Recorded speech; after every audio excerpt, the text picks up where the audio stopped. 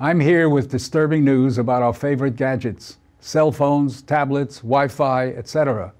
Putting it bluntly, they are damaging the living cells in our bodies and killing many of us prematurely. I'm Dr. Martin Blank from the Department of Physiology and Cellular Biophysics at Columbia University.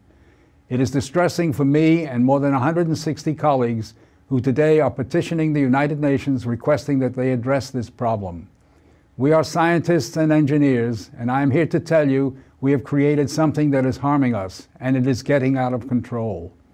Before Edison's light bulb, there was very little electromagnetic radiation in our environment. The levels today are very many times higher than natural background levels and are growing rapidly because of all the new devices that emit this radiation. An example that a lot of us have in our pockets right now is the cell phone. One study shows that as cell phone usage has spread widely, the incidence of fatal brain cancer in younger people has more than tripled. We are putting cellular antennas on residential buildings and on top of hospitals where people are trying to get well. Wireless utility meters and cell towers are blanketing our neighborhoods with radiation. It's particularly frightening that radiation from our telecommunication and power line technology is damaging the DNA in our cells. It is clear to many biologists that this can account for the rising cancer rates. Future generations, our children, are at risk.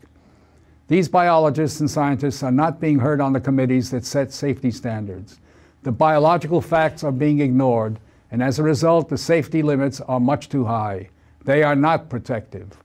More protection will probably result from full disclosure of possible conflicts of interest between regulators and industry.